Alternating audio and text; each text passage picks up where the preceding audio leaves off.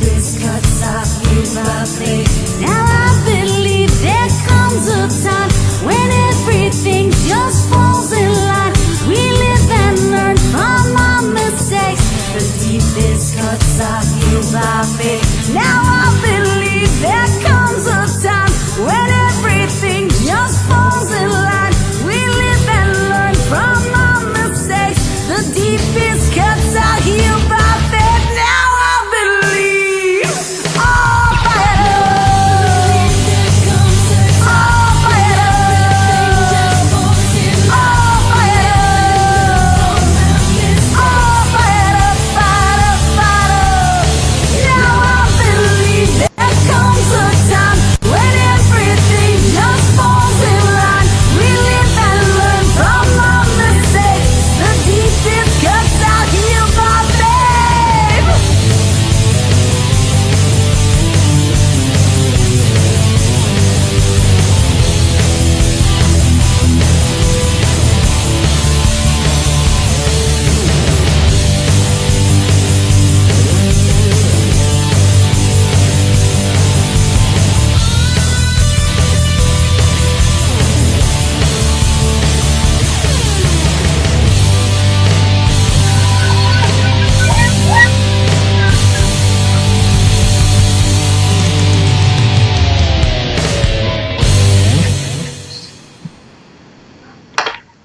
Hi, we're on. Hi. Hi, Eileen. I'm Welcome. so happy to be here. Thank you. Yes. Good morning. Good morning. Just hang on. Let me greet everybody. Good morning, everyone. It's ReneMarie from ReneMarie Stroke of Love. Thank you so much for joining us on this challenging day, the challenging that's coming facing the world. As I said in my prior show, we really want to extend our prayers to everyone around the world. This is a really trying time and challenging time and really unknown for what's going to happen in the world. We've been asked to keep our distance from each other, but with this wonderful technology, and thank you to Jim, we're able to continue to do our stroke and aphasia and positive impact in the world. We hope that you will take this opportunity to be grateful for the gift of time that you have right now. I know it's a scary time because the schools are closed and parents are home and they really don't know what they're going to do with their children, and it really is. It's a challenging time, but we hope that you will look at the gift of time because some of us have to continue to work even though we're working from home. And even though you're not working from home, you don't have to travel in. And so there's a lot of gifts to be used. And on our last show with Josh Orland, we spoke about using that time to think about your healthy eating style. To take care of yourself, because during this time it really is important to take care of your health, because we can't let our immune systems get down because this virus that's going around is hitting for people that have low immune systems. So it really is important. And on the other side, we really want to. This show is about working on your inner self and trying to keep yourself balanced during this challenging time. And we got one of the best around to help us to navigate through that. And her purpose is performing peak performance success coaching for your life and career. And right now, I think our lives and careers are crossing. We have to kind of tie them all into one. So when we booked her, when Judy booked her, and by the way, hi Judy, say hi to Judy, everybody. Hi Judy, we're sorry. We've just been so focused on getting the show done, but Judy is home. We got it all staying in our zone. We are trying to get the Skype onto Judy's computer so that she could join us. We're unsure of how long this is going to be, Thank you to Jim. Jim, thank you so much for always being yourself and winging it with us. Always my pleasure. Thank you, Jim. But we're really grateful. We're really grateful. So we want to take a moment to just breathe and really enjoy the next hour with Eileen. And I'm going to let Eileen pronounce her last name because, as Judy would say, I'm horrible at last names and I don't want to screw it up. What is your last name, Eileen? Lichtenstein. Lichtenstein. Perfect. The beautiful name. And welcome and thank you so much for joining us, even though we kind of had to shift a little bit of what our topic, not our topic, but the way the world is going. We really need to focus on that before we begin to talk about what your purpose is. So tell us a little bit about yourself first before we begin. Sure. I'm a wife, a mom, a grandma, and my business is, I'll tell you more later, but it's all relevant because over the years I have implemented much of what I have learned in the trainings I've taken to be a professional, to become a professional in this field. And I only advocate not only what research has shown works and is important, also what works for me, for my family, and my clients. Right. So, Eileen, let's delve into the coronavirus, okay? And, I know you talk about coaching for life and career, but really they both kind of cross path and intertwining now. And so I know this is all new, but what would you recommend? What are your first thoughts about what people can do to stay balanced and stay positive and really continue to live? So Sure. Say a little bit about that. And I know this is off the cuff because this is all new to all of us. Yes. And I've, I've always read, and I truly believe, and I've heard from experts, not just, through words, but I've heard it through experts, including people in the medical field, that one of the biggest stressors for lowering an immune system is stress itself. Yeah. So knowing that, I personally, and try to pass this on, have less stress. And it's one of the definitions of stress is actually feeling overwhelmed and feeling out of control. Well, the virus is a perfect example of how one could feel those both ways. And if we do anything and everything in our own personal power, within the boundaries that have been given us by the medical field, by the government, and whomever it may be, if we do whatever we can personally do and feel confident that we're doing it, that's all we can really do. So with that said, any feelings of distress that are exaggerated about everything else is only making us lowering our own immune system. So it's kind of backward circular that we're not lowering our stress if we're feeling that stress. So therefore, it's important to know what you as an individual and your loved ones can do within those boundaries and do it. Right. So one thing. So what? I'm sorry. Maybe this is okay. But with Josh, who was just on the show, and I saw you were watching us. We were talking about planning for your when you go shopping, to really write up a plan. So what would you recommend to everybody nowadays that they get up in the morning, they have everybody at home, What would be the first thing you would recommend to each individual, especially the parents and the leaders of the family? What would you recommend to do first to kind of like navigate your day?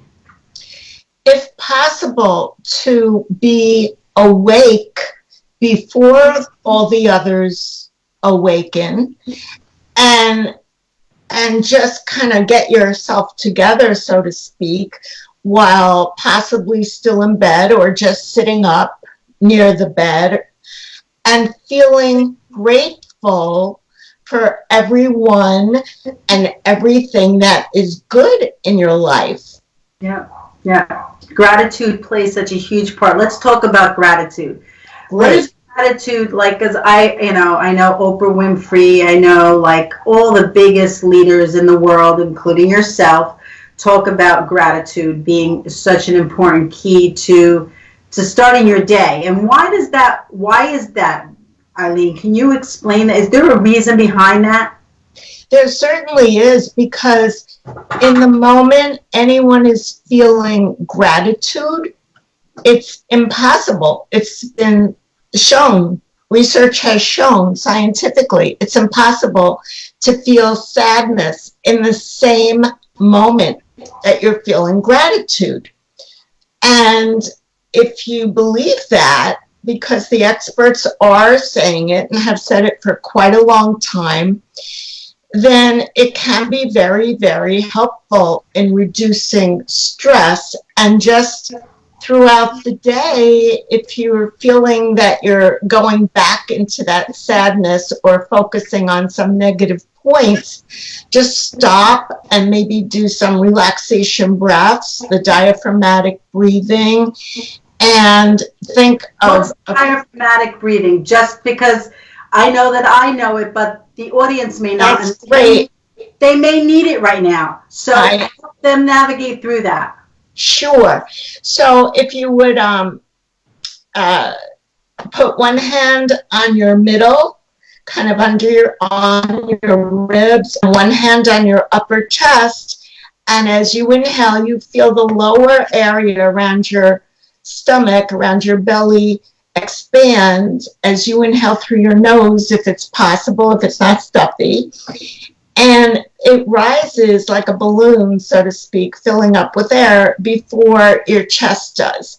This way, your chest and your heart receive more oxygen. So it travels up through your head, and just sustain the inhalation as long as you can comfortably. And when you're ready, begin to exhale, and it recycles down, so to speak, so that the chest deflates before the belly's last thing.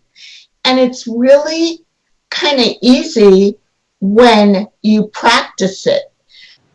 So it's actually babies and pets breathe like this naturally. And somewhere along the way of walking and talking and stress, we have mostly naturally gone back to the chest breathing, which is not stress reducing at all. It's almost like chest breathing in the extreme would be asthma, right? Where you're almost hyperventilating. Right. So just practicing, if you want to belly breathe while you're lying down and thinking grateful things, that's kind of perfect for first thing in the morning, centering. So, and I hear in my head, like all those frightened people, especially today, nowadays, they're unsure of their income, restaurants that own, airlines, hotels, the sports world. I mean, there's so much fear of not being able for that income. And I could just hear them saying, yeah, it's easy for you to say. It's easy for you to say. It's easy for you to say. It's easier said than done. Like, I just keep hearing that. It's true. It is easier said than done. And, go on, sorry to interrupt. No. I just wanted to have this conversation with you. So let's talk about the quote, you know, some things what's the quote that to handle things that you can handle, you know, I forget what the prayer is. It's a prayer that says, you know, don't focus on things you can't have no control over, but focus on things you can to make yourself better. I have a list of quotes here. Okay, read them away. Read them. Okay. So, Okay. so are these mantras that they No, just something that they could read to kind of get their mind off of? Yes, they are quotes about happiness and gratefulness, and you could find them on my blog post recently called Gratefulness Counteracts Sadness. That's what we're talking about here. Right. And fear, I may add. Right. So you can find it to read on my blog post, which is balanceandpowerblog.com, or just go to my website, balanceandpower.com, and on the sidebar there's a click on for the blog. So it's the most recent one, and they're from famous people. From Tolstoy to Saint Teresa, you know. I love Saint Teresa. Yeah, so she says, I take care to appear happy, and especially to be so. Yeah. Yeah, and when times are really tough, I create personal mantras. That's words or phrases put together. For instance, I am being especially agreeable and helpful today. And I will take a walk with the mantra, inhaling those words. This is something else we can all do. And exhaling negativity and fear. And the exercise itself, if it's outside, works even more, because especially now in the many parts of the country, in the Northeast, I know, the buds are beginning to bloom. It's early spring, right, from the warmer weather, I suppose, and the birds are singing more. So just breathing and saying those helpful words to yourself and releasing with each exhalation fear and negativity, it can be very, very helpful.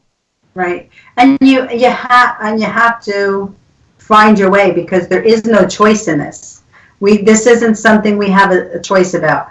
This has been brought to us unknowingly and just been evolving we pray that that the worst doesn't come, like has happened in other countries. Yes. It's very, very, very scary. And I as in control, people look at my life because I'm on the camera and I'm all over the internet, and when I sing, and one of my goals and one of my visions and one of my purposes in life is to really bring those that are down like yourself up. But that doesn't mean that my life or your life has been so easy. It's just that we try to live the way we're trying to get others to lift themselves up by, to believe in themselves, to be grateful in the morning. Where I remember Lynn Grabhorn said you gotta fake it till you make it. Yes. You gotta. Yes. Did you ever read Lynn Grabhorn's book? Lynn Grabhorn, great book. I don't think so. I will. I just want to say something to that point. Fake it till you make it, because when we smile and laugh, it's an immediate stress reducer. The muscles in the face change in a way that is supposed to be stress reducing. So I learned this pretty early on, and I would just be feeling out of sorts or possibly sad. And I remember this, going to a mirror in my house and forcing myself to smile because I knew this thing, and I looked so ridiculous to myself that I burst out laughing. And Right. guess what? I felt better, even though it was like really a kind of a silly thing to do. And now I would fully recommend that to anyone. Even do it with your kids. Let's go up to the mirror and pretend that we're in the happiest place. That's another thing. Visualizations.